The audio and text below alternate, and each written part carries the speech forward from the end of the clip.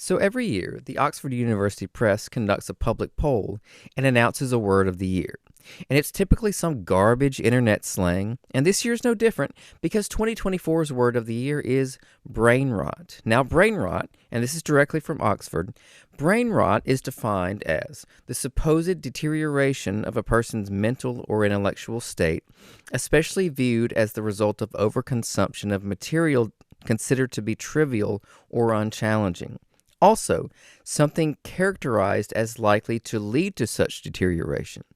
It refers to low quality, low value content found on social media and the internet, as well as the subsequent negative impact that consuming this type of content is perceived to have on an individual or society.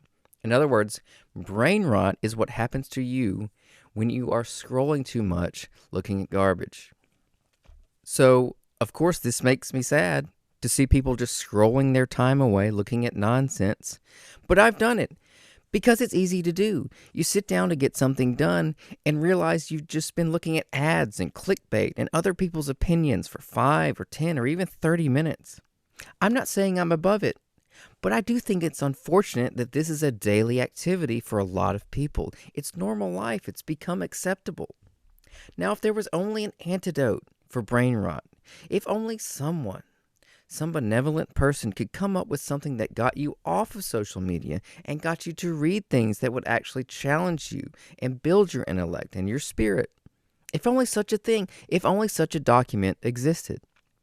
Well, let me tell you something.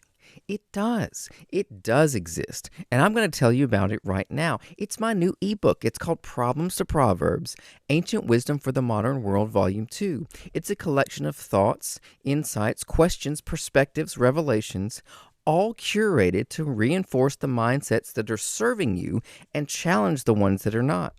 Because I know that a tiny change in perspective now can net a large shift in trajectory down the road. Yes? Yes.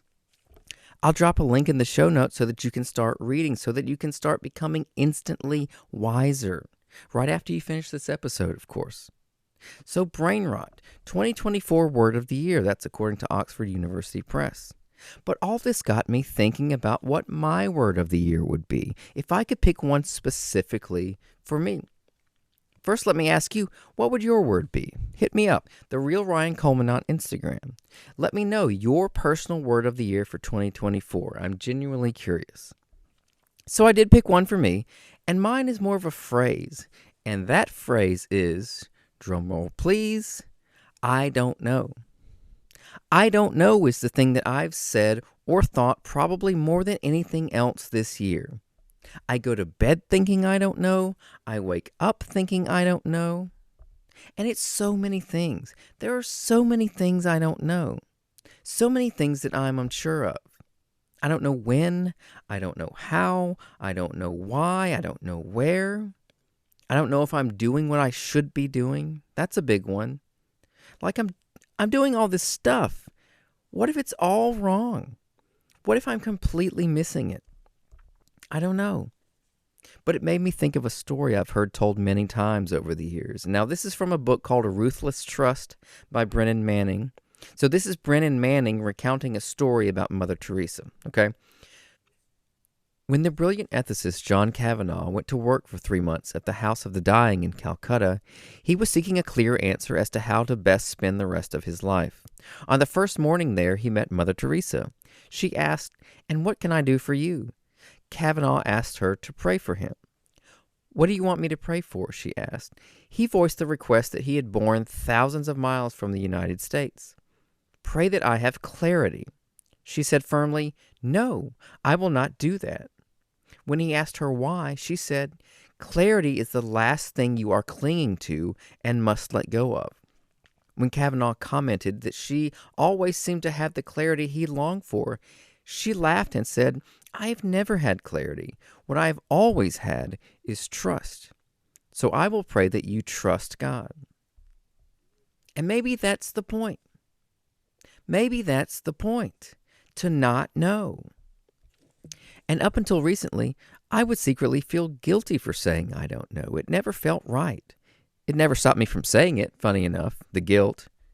But now I'm looking at it differently. I'm choosing to view it as a badge of honor. I don't know, but I still trust. I don't know, but I still believe. I don't know, but I'm casting my cares on Him. I don't know, but I'm still pursuing the dream. I'm still moving. I'm still creating. Maybe that's the point. Because maybe in the periods of not knowing, we make the most progress. And maybe the most clarity comes when we feel like we have the least. And there's a big difference between I don't know if and I don't know how. I don't know if says things like, I don't know if we're going to be okay. I don't know how says, I know we're going to be okay, I'm just not sure how. I'm waiting to see how. I'm living in anticipation. I'm leaving room for me to make a move, or God to make a move, or us to meet in the middle, or Him to move in me, or me to move in Him. And it's so interesting that we learn Bible verses as children, but don't learn what they actually mean until adulthood, which is my favorite way to read the Bible, by the way, to have a problem pop up and think, wait a minute, I remember something like this. Like Richard Dreyfuss in Close Encounters of the Third Kind. This means something. This is important.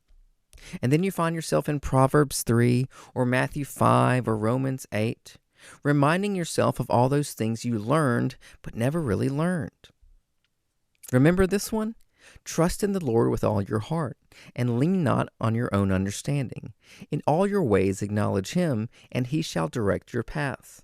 Or this one, you will keep him in perfect peace, whose mind is stayed on you, because he trusts in you. Blessed is the man who trusts in the Lord, and whose hope is in the Lord. For he shall be like a tree planted by the waters, which spreads out its roots by the river, and will not fear when heat comes, but its leaf will be green, and will not be anxious in the year of drought, nor will cease from yielding fruit.